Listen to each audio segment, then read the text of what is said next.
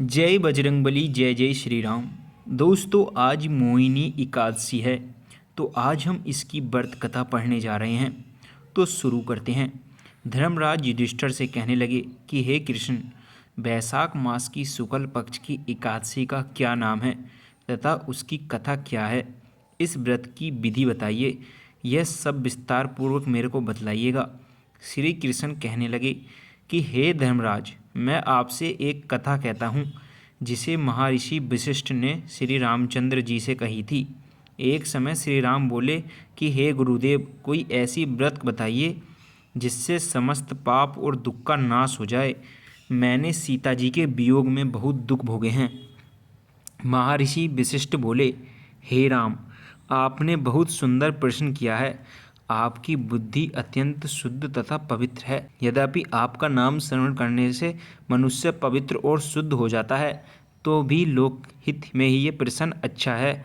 वैशाख मास में जो एकादशी आती है उसका नाम मोहिनी एकादशी है।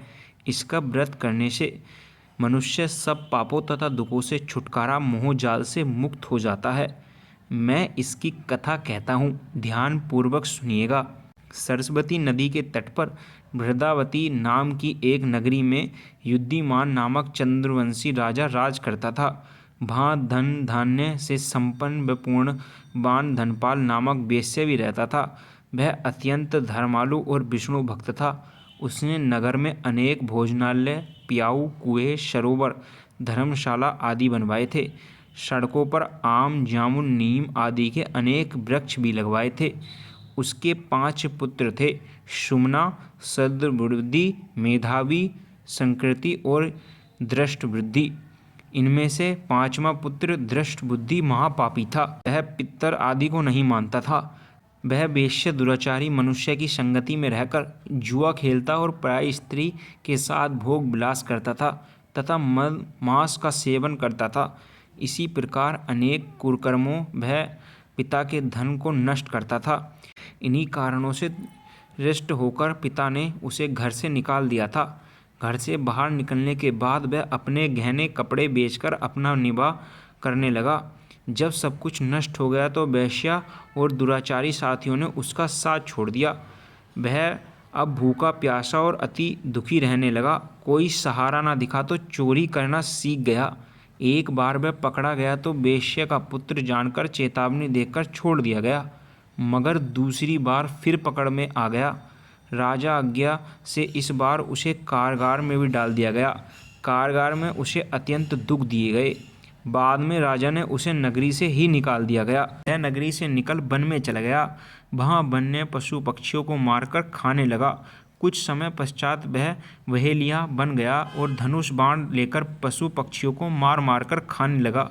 एक दिन भूख प्यास से व्यथित होकर वह खाने की तलाश में घूमता हुआ केंडन्य ऋषि के आश्रम पहुंच गया। उस समय वैशाख मास था और ऋषि गंगा स्नान कर रहे थे। उनके भीगे वस्त्रों की छींटें उस पर पड़ने से उसे कुछ सद्बुद्धि प्राप्त हुई। वह केंडन्य मुनि से हाथ जोड़कर कहने लगा कि हे मुनि, मैंने जीवन में बहुत पाप किए हैं। आप इन पापों से छूटने का कोई साधारण बिना धन के उपाय बताइए।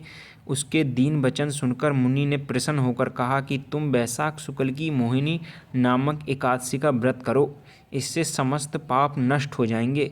मुनि के वचन सुनकर वह अत्यंत प्रसन्न हुआ और उनके द्वारा बताई गई विधि के अनुसार व्रत किया।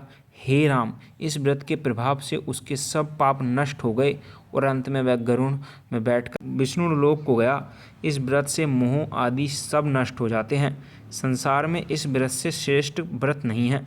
इसके महात्म्य को पढ़ने से अथवा सुनने से 1000 गोदान का फल प्राप्त होता है। ये थी मोहिनी एकादशी व्रत कथा।